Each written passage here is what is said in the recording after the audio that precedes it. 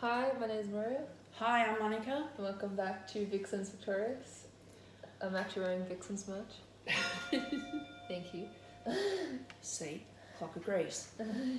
Okay, I thought I'd delve a little bit more into the history of netball, but Yes. more or less the history of the Diamonds. Okay, this is what I've researched, and I've put a few things together after going through online. Okay, the year was 1938, and the first sighting of the Loch Ness Monster had been reported. Can we start that again? That's okay, we can just keep going. Had been reported, and the sounds of Cole Porter crooning was heard over many a radio. The date, 20th of August, and it was the All-Australian Carnival held in Melbourne. 7 women walked onto that netball court and played New Zealand, and it was known as the first international netball match. Nice. The score for the first international was 40-11. Our way. Our way. Nice. And this set the future of Australian netball. At the time, it wasn't known at the time, but the Diamond spirit began there and then. Yes, that wasn't the worst muck-up I've seen. Do you want to hear the worst muck-up I've seen? What? This reporter said, what was it? What's his name? He died in have surgery.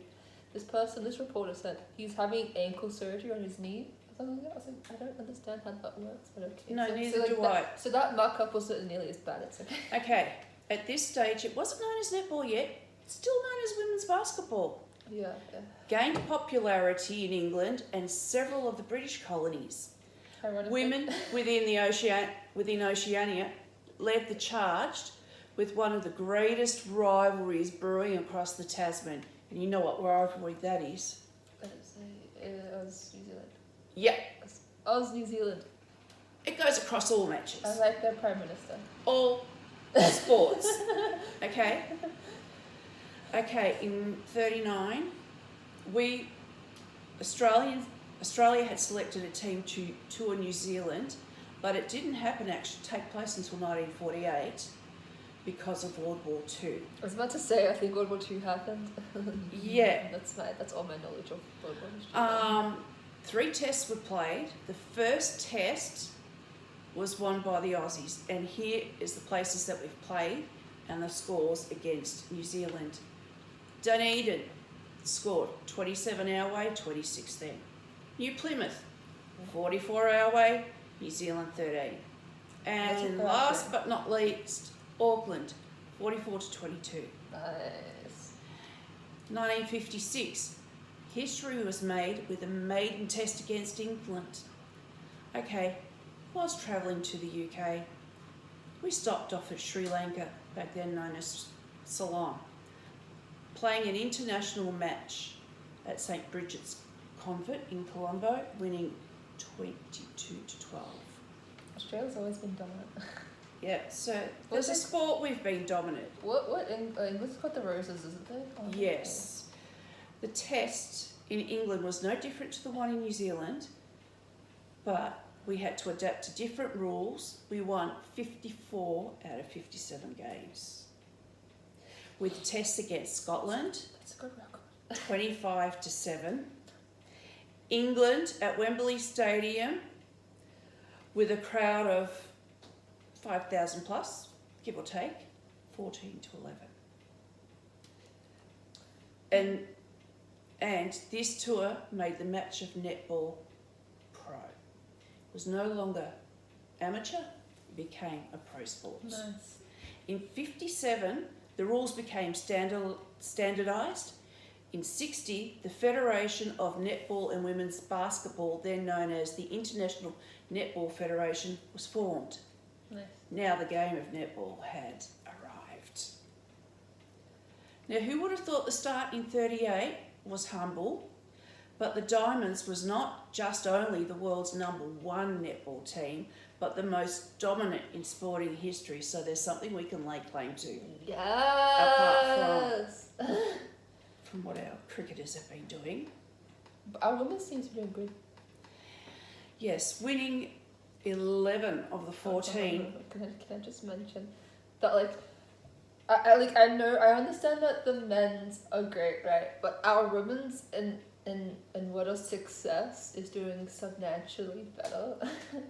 Yes. In, like, cricket, Than the men's. soccer.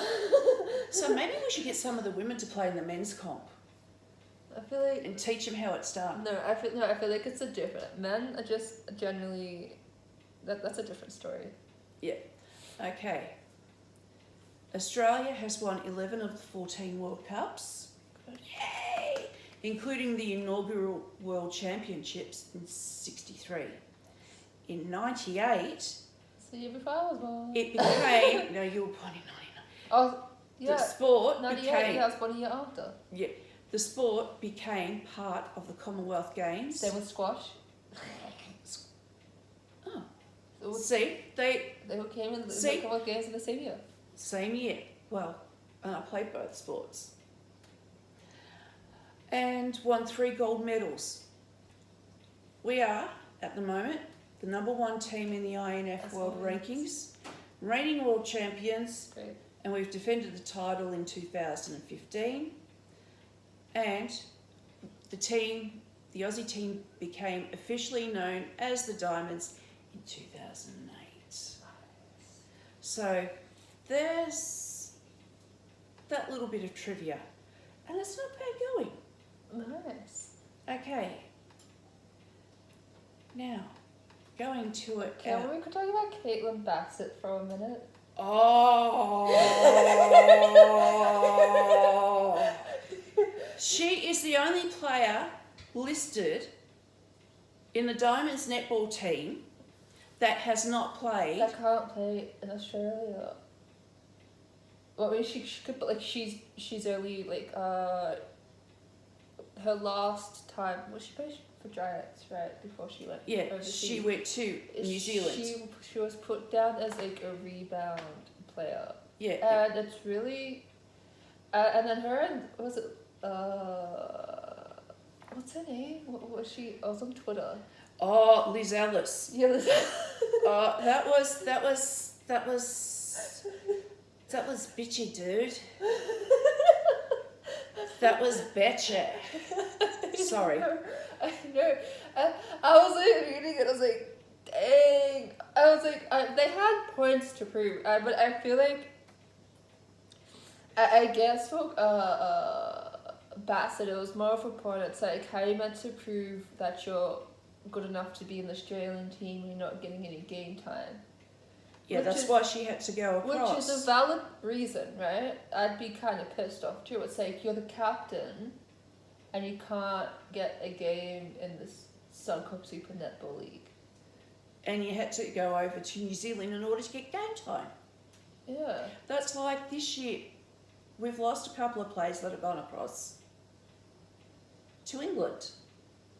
Yeah, so we've lost, but I feel like part of the reason is it's that like as someone mentioned, you can't height isn't really an advantage anymore in Suncorp Super Netball. No, because she's nearly 2 meters tall. Yeah, no, I mean she has height, but like it's I feel like as a result of the new rules with like the super short and all that, I feel like it doesn't suit her game style. No. And they that, don't... that's okay. I mean, this is not like Suncorp Super Netball isn't what like netball is. No, Do you know what I'm saying? Netball has progressed. But do you know what I'm saying? Like, there's no super short and like international netball. Like, do you know what I'm saying? Yeah. So like, I guess in a point like, it's just getting games elsewhere. It's not sort of bad idea. But do you know what I'm saying? Yeah. But like, she was also mad at that. There's like unlimited like import player rule. Like, there's no cap on that. It's essentially becoming the EPL of netball, basically. It is, and it goes here out of a newspaper. Aussie netball. This is from the Daily Mail, Australia, and it was reported 2 days ago. Okay. I think I hate you. I will read you the headline. I don't want to get in there. Sorry, it's not. That's okay. But yeah, I was like, ooh. But I feel like they both bring up valid points. Oh, I didn't want that one. Okay. Netball legend Liz Ellis sparks a bitter war of words with the star player after making a very blunt comment about her being snubbed from a team. Australian greats Ellis and Bassett are locked in a war of words. Bassett, 33, was snubbed by Super Netball teams despite playing for Australia. Yeah. Ellis, now a media figure, implied she wasn't good enough in a scathing tweet. Bassett hit back, said it's hard to prove your worth from the bench. And that's true, and she's got good skills too. That's true, but it's unfortunate that the format of Suncorp Super Netball doesn't suit her style. Yeah, but it's... You know what I'm saying? I feel like she's definitely more of a traditional player, and this is not a traditional style game. Yeah. Do you know what I'm saying? Yes, but also too, when you look at it, yeah, you've got most of the players from the Suncorp teams, right? She played in New Zealand, which is the more standardised game. Yeah, which suits her game. She played for New Zealand, but you need somebody in the Australian team that still has those standards, you know, from the... No, exactly, that's what I'm saying. And I feel like, it's unfortunate, but like, Suncorp Super Netball isn't traditional netball. It's not the way that it's played if you go to like a World Cup or Commonwealth Games. So Yeah. I guess it's a good thing that Bassett did go to New Zealand to play. she can, because that's initially the netball she's going to be playing against. Yeah, and she's been overlooked by the Super Netball clubs again for next year. So, and I know she's got carrying an injury. That's unfortunate as well, but she's staying in New Zealand to play, and she's taken herself off. But it would have been better to have had her if she had been because you need that person in there as well to meet up with, because it's different standards of the game. And Australia's most capped player, now a netball commentator, commented if Bassett was good enough, somebody would have picked her up. Well, that's not true. I just think, I said this 1,000 times already, but I just think Suncorp Super Netball is not her style. Yeah. And that's okay. I mean, it doesn't have to be. But she's still a good player. Yeah, I think you have to look at it that it is a different format to traditional netball, and it's not going to suit everyone. Just like how Fast 5 netball doesn't suit everyone. Do you know what I'm saying? Yeah. Oh, she doesn't have an elite. Bassett she's closed the door on returning for a second season in New Zealand. And it leaves her without an elite showcase to push for selection for next year's Commonwealth Games. Oof. That's going to be hard. So why she did she played do for that? the Giants because she was hoping to be picked up by... I feel like we knew that was going. No, not like she's not. I feel like she should have stayed. I think that was a little bit of preempting. Poor, just assuming. Should have kept her options open. Yeah, unfortunately. I feel like that was a little bit of bad handling of her department a little bit, and that's really unfortunate. I think she should have stayed in New Zealand. Yeah. And Alice has said it was difficult and a disappointing situation for Bassett. Definitely. Because she's recovering from knee surgery, and we both know what that's like. Knee gang. You know. But no one had a right to a contract. I mean, no one has the right to a contract. It's not like a... Yeah. That's the thing. I feel like if it's one thing I've learned from dance moms is that everyone is replaceable. Yeah, You know, and just because you're great doesn't mean you're great. you deserve it. Do you know what I'm saying? You have to fight. And plus, many of the Super Netball goal shooter spots, guess who they're filled by? Internationals. Where does that leave us Aussies? But doesn't that say something? Yeah. But still. Yeah, like And rather than restrict,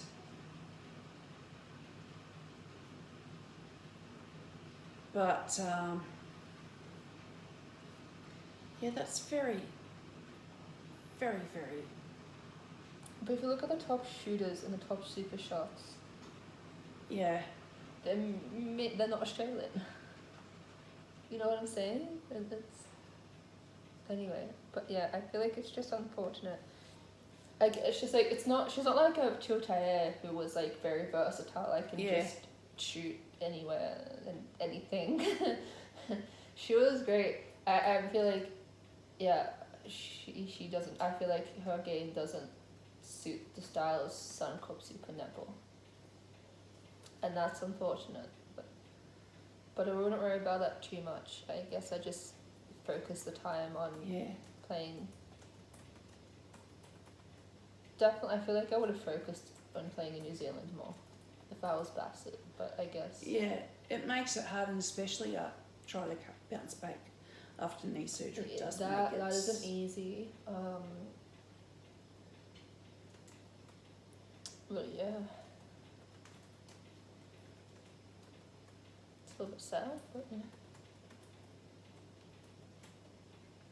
There it is. Could you go for, I don't know, should you be able to go for like an England team or not? She's got to see. And plus with the COVID situation. And knee injury. How long will it take? And knee. Wasn't it just knee-hab? Yeah. Depends on what the surgery she's had. I think it was for the meniscus. Meniscus tear, it'll take about 6 weeks minimum. That's not, it wasn't an ACL. ACL's a... Yeah, but ACL and what I've had done are two totally different things. Like when you've gone in and got a clean out, like what I used to have. But like when I did my ACL. I've had both knees replaced. I did 2 meniscus tears as well as ligament damage and a kneecap dislocation all at the same time. I used to do that all the time. That's nasty. It is nasty. At the same time, all the same injury. Yeah, I did that when I was hit by a car. Okay, but like at least that's a valid reason. I just ran into my opponent. That can happen too. But yeah. I feel like I'd rather get those injuries being hit by a car than playing squash. It was at a time when... Anyway, let's get on. What else did you have to report on? Okay. This is what I had. Okay, when you look at the Diamonds team for this year... We have Kira Austin. Sorry. Okay. They've put in that Kira Austin was, Giants, but she's now signed with the Vixen, so I count her as a Vixen. Yeah. Okay, you have Liz... She did her ACL. Yeah, you have Liz Watson... Captain. As the captain. Steph Wood as the vice captain. I love Steph Wood. Okay. I love everyone in the heel. Basically. So when you look at it, and I count with the numbers, right? Because you've got Kate Maloney, you've got Jess Anstis, Sunday Ariane, Kira, Caitlin Bassett, she's been named. Nice. Ash Brazil, Courtney Bruce, Gretel Brueta, Nice. Verity Charles, Sophie Garbin, Paige Hadley, Kimberly Jenner, Sarah Clow, Cara Cohen, Amy Parmenter, Jamie Lee Price, Maddie Proud and Maddie Turner. Nice. When you have a look at it, 5 of those players are from the Swifts. Yep. And there's 4 each from the Vixens and Fever, Nice. 2 from the Giants, Firebirds and Lightning, and rounding it up with 1 each, 1 from the Magpies, incredible weather, and Brazil. oh, That's from Brazil. Magpies. But where Sorry. does it be for fiber? I just see and I get, sorry, they're all birds, and Obviously, Ocado, best Bay of from- Plenty Magic Yeah. for thing. Then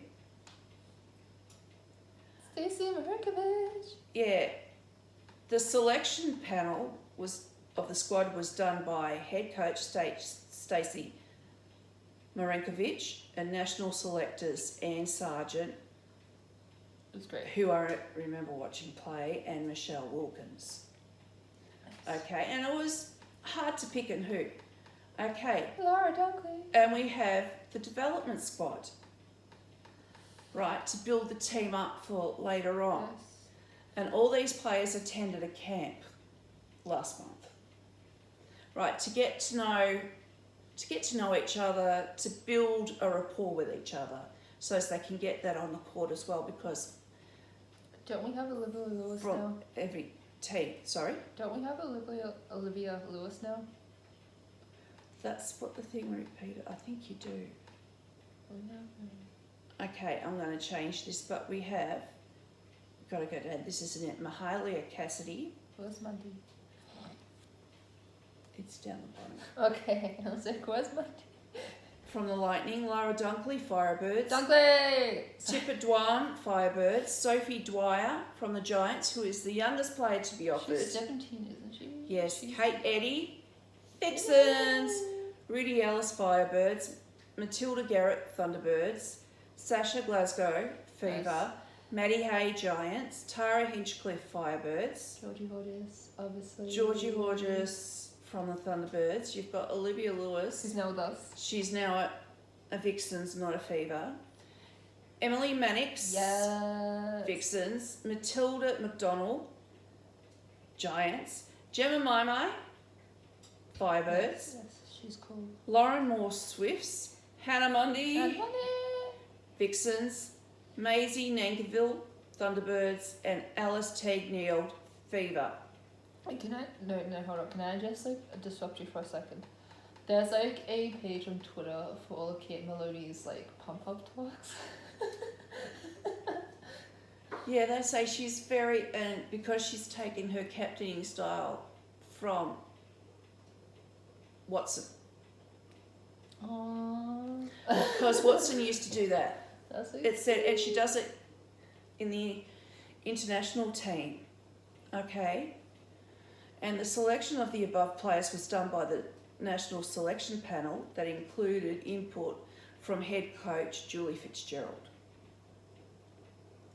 Kelly Ryan is now the CEO of Netball I Australia. don't know. Okay. I tried to interview her, but she didn't get back to me. Well, see, Diamonds at the moment are trying to build a winning format for next year's Com Games and the World Cup for the year after. So there's a lot. And Stacey's thoughts on Liz Watson as the captain, because these are Stacey Marinkovic's words. Liz has passion and drive for success, stays calm while empowering her players around her, while Steph is an ultimate team player with leadership reflecting her persona, and she is highly respected. Yeah. And they have a streamlined leadership approach. What does that mean? That their leadership approach, you know, for the leaders of the team, it's streamlined, it's combining the two into one. Oh. So they do it together. So a bit like co-captaining. Yes. Okay. Okay. Kira Austin and Caitlin Bassett at the moment are focusing on their rehab, and they cancelled their trip. to the camp. Rightly so, though. The camp was to focus on the on-court performances and building those connections between the various players. and to drive the standard of play to achieve consistency within the performance tuning into success. And it was to be on defining the roles and driving the culture and building of the brand of play of the Aussies. That was. However, some sad news. We will not be playing in the match against the Roses. I know. Thanks to COVID-19, it is a thing. So, it is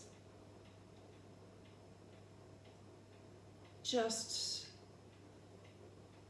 amazing. But this week, we have the Constellation Cup this October. We're against the Silver Ferns. Tuesday.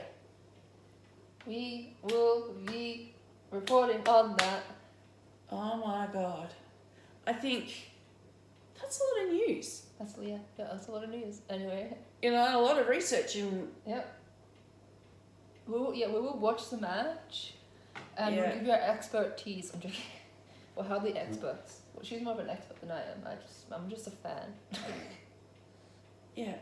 So, yeah. Nice. Women's cricket was yesterday. Yeah, and we won. See, Aussies are better. The women's have more success. I mean, obviously the men's had better skills and probably played a higher standard, but women's have better success. There's a difference between that. Does that make sense? Yeah. This person got so upset at the fact that I said I enjoy watching women's soccer more than men's soccer because I find it more entertaining. Yes. And then this person was just like I feel like when I say that, people assume that I think that women's football is better than men's football. It's no, I'm just saying I find it more entertaining because women are more aggressive. I can lay claim to that because I have witnessed it and gone through the process with playing a netball match against a bunch of Wolfie's girlfriends, and I ended up spraining my ankle and having a hairline fracture in my wrist. Right wrist. And I'm right-handed. I had to learn very quickly to right-left. These some males actually agreed with me saying oh yeah. The men's play pussies, the women have balls. And I was like, that very sounds up why I like women's soccer better. Why do you think when I played mixed hockey, twilight hockey, when I started running with that ball, I yelled out, "Oh no, you'll be able to stop." "Oh no, I can't." And they copped it. I set one guy flying. Anyway, that would be it for us for this week. Will come out next. This would be put up today, which is Monday, and then on the weekend we'll put up a review of the Constellation Cup. Not a problem. Bye. Bye.